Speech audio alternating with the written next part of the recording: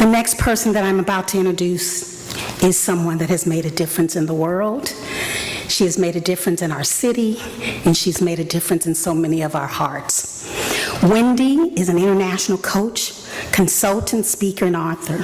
She's a native of Southern California and received her Bachelor's of Art degree in Political Science from the University of California, UCLA. Wendy is also a graduate of the Center for Nonprofit Management at Antioch University. With 25 years of experience in event management and community relations, Wendy worked for many leading community-based organizations. Wendy is the author of 3 books focused on forgiveness. Boy, do we need forgiveness today in so many of our places. Her first book, Healing Without Hate, How to Forgive to Live, provides uplifting strategies to overcome obstacles and find personal fulfillment. Wendy's international relations and diplomacy includes the South African delegation. She's been to South Korea, and she's been to China, along with Israel. We're very honored to have her tonight. I will also say in Southern California, what makes Wendy a gift in our heart is she has a column in one of our local newspapers. I know, oh wow. I never want to see the headlines of the newspaper. I want to get to Wendy's column. And so tonight, I want to get to Wendy moderating this incredible panelist. So please welcome an incredible leader in person, Wendy Gladney.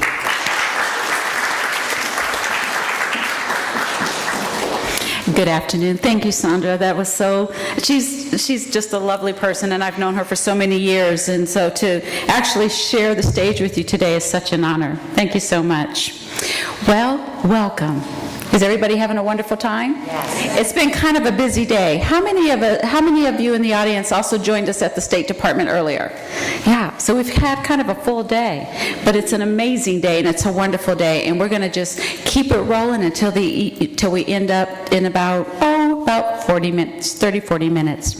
So I just want to thank you for being here today, and on behalf of the American Women for International Understanding, which is AWIU, we're excited to have a conversation this evening around young women rising. So how many individuals in the audience are young women who are hoping to have a career internationally or possibly doing work as it relates to the Foreign Service? Okay, awesome. Well, we have an amazing panelist here this evening to share some things with you.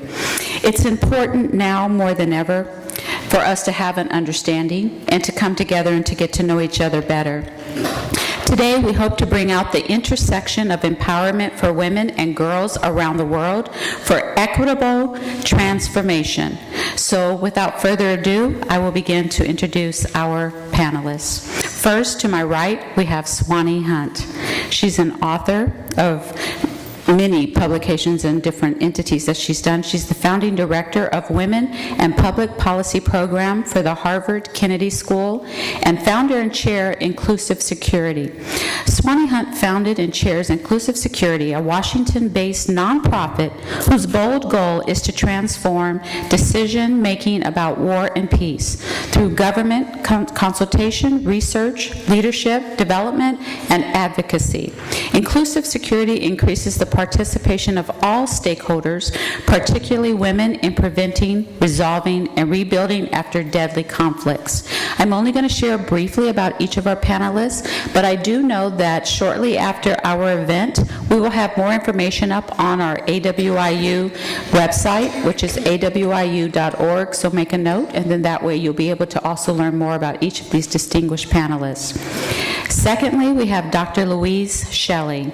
Dr. Shelley is the Omar L. and Nancy Hurst Endowed Chair and a university professor at Sahar School of Policy and Government, George Mason University. She founded and directs the Terrorism, Transnational Crime, and Corruption Center, also known as TRA-CCC. Her most recent books are Dirty Entanglements, Corruption, Crime, and Terrorism. And she also speaks on books around human trafficking, a global perspective. And her forthcoming book is called Dark Commerce, How a New Illicit Economy is Threatening Our Future. And she also was written while an inaugural Andrew Carnegie Fellow. And then to our far right, we have Sabrina, Hrsi, Issa. Sabrina is the CEO of Be Bold Media, a digital agency for global advocacy that produces #Hacking Relief and #Hacking Hunger hackathon series to build and improve technology tools used for humanitarian relief and refugee services, and Vanguard, a global donor engagement program. So we will learn more about each of these women. Again, like I said, please make a note on the AWIU website. And to begin our discussion, before I go into some questions, I want to give each of you a moment, and I'll start with you, to my right, Ms. Hunt, to just share what is one thing that touched your heart about wanting to come here tonight to help these young women understand more about how they can get involved. Oh, great. I would love to. Let me just give you a sense. When you become ambassador, my husband said you can't be friends with people in the embassy, because then jealousies and all that, and you can't be friends with the people in the country where you're serving, because you're supposed to be, the United States of America. And so I couldn't, it just wasn't going to work for me. And so I invited about 5, this is relevant to y'all, the next generation. I invited about 3 or 4 friends, women, mothers. I said, let's get together at this little cafe, and because I wanted some sympathy. And so I said, well, let's just talk about our daughters, how they're doing. And the first one said, and I know I'm using up time, that's okay. I'll keep everything else short that I say. Okay. The first one said, oh, my daughter's having trouble in school, and I know that, it's really hard for her, and she has this boyfriend, blah, and I thought, ha. And then the next one said, oh, my daughter, she's really smart, but she's like failing math because she has this attention problem, blah, blah, and I thought, ha. And then the next one said, this was gripping, she was a spook, right, CIA, and so she was being transferred to Moscow, and a very abusive marriage, and the judge, they had a custody battle, and said that Russia was not a place to be raising your kids, and so the kids were taken away and given to the abusive father. I thought, whoa, wait till they hear mine. My daughter had 5 suicide attempts. She was in and out of the mental hospitals in Vienna where I was, and I knew she was brilliant, but boy, I sure wasn't seeing it. She was severe bipolar, psychotic. She had legions of devils flying at her. She had lava all around her bed, etc. So I told that story, and I thought, boy, it's good to have a place to talk about next generation. And the last woman said, well, I'm just so sorry for you, Ambassador. My daughter, she's in prison because she killed her husband who was beating her up, and so I'm taking care of the 3-year-old. I thought, whoa, this is real. This is real life, and I want you all to see that a person who makes it to the top of a certain kind of pyramid like they have at the State Department still is dealing, right? And we're surrounded, and you talk about what we give to each other. You'll hear about all kinds of good things, and let's just stick together and all. But you all, it's where crisis happens, and you think, what do I do? Shall I leave my ambassadorship? What do I do? What does any of us do? And that's why I wanted to be here with you, because I want you to hear and what it really looks like when you're in positions where you're in international affairs, you don't have the same support system, and what you have to do to be honest with each other about what you're facing. Wonderful. Thank you. Dr. Louise. I have a very different type of story to tell you. So Today, when you hear that I work on human trafficking or I work on transnational crime, and you hear about the opioid epidemic and how the drugs are coming from Latin America, they're coming from China, nobody thinks that this is a marginal problem. But when I started working on this, my dean told me that that's what I was working on. I had a more conventional career, which is what you need to do to get tenure. And then I discovered this problem, particularly trafficking in women, and decided that this is what I was going to work on. And so one lesson I want to say to you is that you need to persevere in what means something to you. Don't follow the usual trajectory. You do what you believe in, and it'll have wonderful impact in your life, and maybe, like, I sometimes hope that I'm helping others. Secondly, when you do something, and women often do things that are different because women think differently, they have different values, they have different approaches. So they take a different course. Right? So when I started working on this issue of transnational crime and human trafficking, nobody was working on it, which is why my dean called it a marginal problem. As opposed to, you know, that year I was invited to Harvard, Princeton, Yale, Columbia to talk on it, and many other places, but it was a marginal problem because you'll have bosses that will not appreciate you. But you just got to persevere. But what's remarkable, and I was talking to one of my friends from college a few weeks ago when I was off testifying in a terrible, or I can't say a terrible asylum case, but in our terrible immigration situation these days. And this friend was saying to me that in his field in physics and in this field, there are women who have taken new types of disciplines, not the traditional course, do better in life because there isn't such a standard path to follow. So you don't want to do arms negotiation, which everyone else does. You want to do something that interests you, and because it's important to you, it will be an important issue that needs to be addressed. And so, I mean, this year in this, how do I say, divided political, horrible political environment in which we're living, I've been asked to be a witness to talk about policies on transnational crime and human trafficking 4 times. Not because I'm a woman.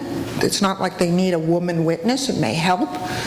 But also because when you take that path that's yours, you will rise faster along this trajectory, and therefore when they're looking for the good people to speak, they'll choose you because you've done something that you're passionate about, something that's new and different, and when that issue is important, you can be at the front of it. You're going to have trouble competing with men on traditional issues because they've got those issues locked up. But there's so many more that are so important and so necessary for our society, and that's the course you need to take. And this applies in the hard sciences as well, but you want to do this in international affairs, and I can tell you it works. And so here people think of transnational crime as like a male issue, like how many man caves I've been in of the law enforcement people that I've worked with. But in this institute that I run, 3/4 of the personnel are women, and when they go out on the job market, they get hired immediately. There are people seeking them, and many of them are minority women. And so that's what I'm telling you. Follow your passions, and don't try to break into those old silos. Go after the new non-siloed areas, and you will succeed and prosper. Thank you. Sabrina. Yeah, this is what she's doing. I mean, yeah, I'm not going to wax poetically because they've said so many incredible things that is really setting an incredible tone for tonight that will be valuable for all of you. So thank you, Wendy, for the question about what made me motivated to come here today. And that's essentially that I believe one of my core operating principles is that I think it's really important to come up with a cohort, to come up with a community of people of whom I am proud to champion and whom also champion me. And so I know in this stage in your careers, you're trying to figure out what that looks like. And I want to be here as a model of what that could look like when you're doing things in it traditionally, when you're making your own path in the world. I also have a question for the crew, for the crew. How many of you are first generation college students in your family? How many of you are the first people to enter into this field from your family, and you're like, your parents don't know what you do? Exactly. So I'm also motivated to be here as someone who's also like, my parents like kind of know what I do, like because I got good press. But when I was building my career, when I was first coming out of school, and they were trying to be like, go to law school because we're immigrants, or go to med school because we're immigrants, or become an engineer because we're immigrants, and I wanted to do something different, I had to be a translator for them and also be comfortable having a career that looks differently than my peers and is not exactly fits into the mold of what traditional, expectations of rules and stuff, which I'm not really great at following anyway. So that's why I'm here, and I just want to be of service because I also believe in the importance of, as you're going through your career, going through it with a community of people where you champion one another and you have a shared set of values and you're able to sharpen and challenge one another, because one of the things that I think is really important is shifting this competitive environment of cutting people down and figuring out, as we are being vulnerable in the workplace or charting new specializations in our field, that we don't take toxic systems that we left and replicate them in what we're building anew. Build your own table, but make sure it is actually healthy and inclusive, so that more people can join it. Yeah. Thank you so much. So I'm going to keep this really moving because we're going to try to stick very close to our time. So Swanee, I want to ask you, because I know with your familiarity with Eleanor Roosevelt, she had a quote that says, "You must do the things you think you cannot do." Share that from your perspective with the ladies here today as it relates to this subject matter. Sure. Well, I think I'll say it in terms of a stereotype because it fits perfectly with what you were saying. Right after shock and awe, when we went in and bombed the hell out of Baghdad, then I went to the Pentagon and I met with the general who was in charge of the operation from there. And I said, General, he said, "Madam Ambassador, I'm so glad you're here, and what can I do?" And I said, "General, I have a word for you. Right now is the moment. Right now, bring the women in Iraq, bring them in right now, because they know which disaffected kids are with weapons under their mattresses. They are perceived as less threatening. They can get into all kinds of places for you. They can give you HUMINT, which is human intelligence about what's going on the ground. They're used to working across borders. They are highly, highly invested in stabilizing because of their families." And I went on like for a long time. You know how I can talk. And at the end of it, and I just went through like these 13 reasons. Bring them in right now. They need to be in the leadership team right around your table. And he said, "Madam Ambassador, thank you so much for coming. I appreciate the hour you've spent here. And, and I just want to reassure you, I want you to know, you have my word, that as soon as we have the place secure, we will be looking at women's issues." And I thought, but you know what? The reason I could do that is because I had the expertise.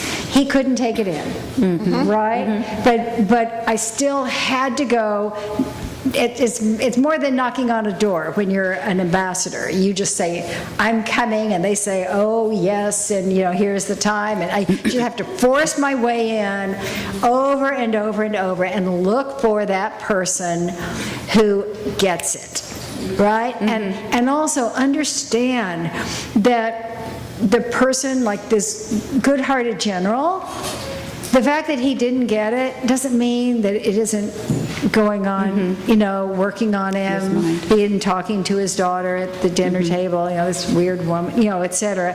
And so never assume that no is the answer. You're just, as Leah's mother would say, you're just one no closer to a yes. Yes, thank you so much.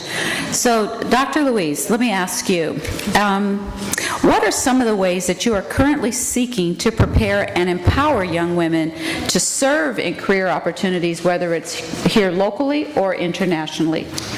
I don't want to sound like an advertisement for George Mason, but one of the things that I love about George Mason is that it is like, as I say, the City College of New York. And in the last row is my classmate from one of the high schools that belong to the City College of, the City College system of New York, Ambassador Reddick here. But instead of teaching students of privilege, as I did at a private university in the city before, most of my students at George Mason have backgrounds like yours. 40% of our undergraduates are on Pell Grants, and most of our graduates that I'm teaching are children of immigrants. They're immigrants themselves. Many of them are first-generation educated. And there is such an enthusiasm for learning. And because I'm a woman, I get more female students in my classes, more students who want to come, talk to me, to be mentored. And we do extraordinarily well with these students. I mean, the students finish from less advantaged backgrounds at the same rate as everyone else. They get jobs, they pay their debts at the same way. It's one of the few universities in the country that's figured out how to serve a population that isn't privileged and to do it effectively.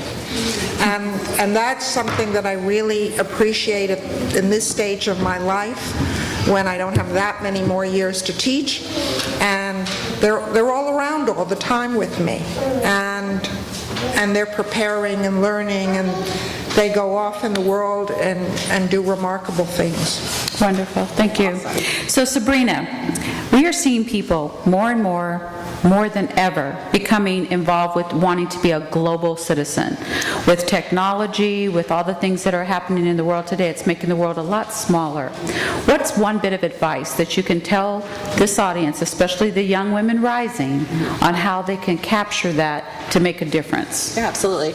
I want to just piggyback on your point, Dr. Shelley. A lot of my family attended George Mason University. You described most of my cousins and siblings who are proud Mason graduates. Yes. And it is one of the few morally defensible universities. It's affordable and accessible, and it is open gateways of opportunity, which is what I think technology has done as well. So the few ways that people can use tech to leverage it to become engaged as a global citizen and build your career is actually tech is technically used as a amplifying platform. Like I'm going to tell the world we're going to protest 3 o'clock, see you at the streets. But what I think is really valuable in tech in this current context is, and this is what I tell people coming up in their career all the time, is the ability for you to trust your own voice and to be your own tastemaker. And I think one of the key things in translating that into being a great global citizen is dismantling what is traditionally seen and prized in the foreign policy space, which is prestige, going to those fancy universities, getting the stupid awards, yay, stupid awards, but that is exclusionary. It prizes people who have been kind of picked already through systems that were designed for women and people of color to never really succeed in the first place. So what I really enjoyed about technology is this equalizing platform where your expertise is valuable, your lived experience is valuable because they're yours, and you now have platforms to tell those stories and to amplify those voices and to share your analysis. When women are usually in using tech to share their opinions on global issues, they call it sounding off or calling out, but when men do it, it's an analysis. So one of the things that I like to say is call it an analysis. Use that prestige language and apply it to what you're doing, and be in a continuous practice of letting the world see you. And when you're doing that, it's going to signal that you have something to say, that you have a point of view that is to be valued, and it's just as valuable as anybody else who attended the prestige universities, got the fancy awards, and then actually you will start to get those things as well. Allow yourself to be seen, have a unique voice, and use tech to engage in that in the community of ideas and in public forums, and know that your analysis is just as valuable as anybody else's. It's one of these things where the war starts at home. You have to believe it first for anybody else to believe it, and tech is a really great way to connect with that and then spread it. Wonderful. Well, to stay on point with our time, because it is getting closer to time for our next part of our program, I'd like to just see, is there anyone that has a burning question that you would like to ask the panelists? We maybe have time for 1 or 2 questions. Not all at once. Okay, all right. If there is? Oh, I'm sorry. Yes. Please stand and tell us your name. Hello, my name is Judy Olotune. I have a question in regards to data science and how it would relate to this area that you all are in. What role does data play in what you do? Why is it important? Why is it relevant? Anyone specific would like to answer that? Oh, I'd love to, and I'm sure you do. Go ahead. So, one of the things that I've been working on, and I'm, also writing grant proposals, so I make sure I'm funding my students, is all on the role of data and technology in the enormous growth of this transnational crime and human trafficking. One of the research studies that was done by the DARPA, which is the agency that invented the internet, is that in 2 years, $250 million was spent on advertisements for human trafficking online. So if you can think of what the revenue must be from this kind of expenditure, it gives you a size of the phenomenon. So everything that I'm doing at the moment is related to technology. And I've had to be a very quick study in learning new types of data analysis and data mining and getting my students to do this, and I just thinking about an award I got yesterday where I have to train them in supply chain analysis and how it works with this. So data is absolutely critical to this because so much has gone into cyberspace and has scaled to such enormous proportions. Thank you. In my opinion, I think that, so Ambassador Hunt, your example about the general who just didn't get it, and there's that kind of framework with data. My interest in data in terms of how it applies to foreign policy is it's a nascent field that's being shaped right now, and I think there's a really great opportunity for women to be a part of shaping the ethics and the moral frameworks of that field. And so when you were sharing the example about that ambassador, I was like, how great would it have been if that ambassador or that general was in my women's studies class? Yeah. You know, and like my women's studies class was is full of women. And so with data science specifically, I am interested in how human rights principles are being applied in data, and whose data, who owns it, how's it being sold, how are we communicating about it. Specifically, there's this organization called Data for Democracy that is building up a code of conduct and a code of ethics for data scientists, and there's a ton of social science literature that's coming out now about the impacts of data with automating social justice issues. So weapons of math destruction is one of them. Automating inequality is another one. Those are just two recent titles that came out in the last year and a half. Oh, thank you. So ladies, we do need to finalize. So There's a question there? we have one more? Oh. Please stand. And I think there's one there too, right? Yeah. So basically, what I wanted to know is from your experience in different projects that you've done, how have you overcame or used your own biases to do what you love, you're passionate about, and so Either one of you? Doctor or Ambassador? Well, yeah, an awful lot of women respond to being in groups. And that's what we're seeing right now this year. There's a seismic shift. You can look at it through the Me Too movement. You can look at it through who's running for office. You know that the year before the debacle election in 2016, there were 1,000 women who approached Emily's List for some kind of help campaigning. Since then, there have been 36,000 who have approached Emily's List. So when women are doing anything en masse, and I'll call this en masse, right? They're much more powerful. So the work I've done is looking in Rwanda, my most recent, where women are 64% of the parliament.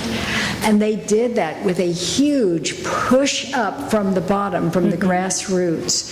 15,000 villages formed councils, and then a next layer and the next layer and the next layer until finally, and they got the quota and blah, blah, blah, blah, blah. Read my book. So, but I'm so taken with that because that's who I am too. I mean, I'm fueled by being here this evening. I'm energized, and it's not just, I'm in a certain position so I get to be a mentor. You all are mentors for me. I hope you see how much I'm looking at your faces and how you are inspiring me. Wonderful. Okay, we're going to take one last question because we do. Please stand and say your name. Hi, my name is Sabrina. First, thank you so much for speaking tonight and everyone else for being here. I just want to ask all of you, because a lot of us are interns or students or young professionals trying to break into the job market. So what is one thing, this is for each of you, what is one thing that you know now that you wish you knew when you were back in our position? Yeah. Right. So just one thing, because we keep it moving. That's right. I want to hear Ambassador Hunt tell me your one thing so I can No, basically bluff. That's it. Yeah. Just Wonderful. bluff. Okay, Dr. Louise. Persist.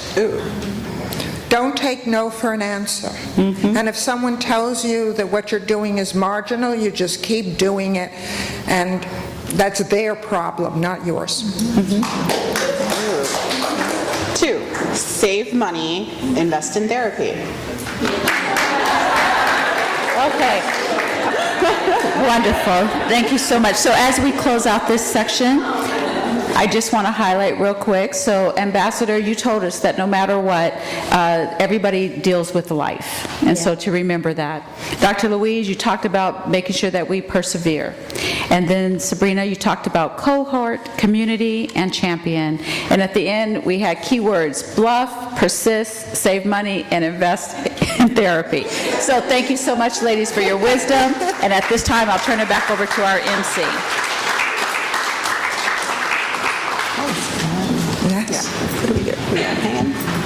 All right, with that great wisdom, we can do better than that. Let's give another wonderful round of applause.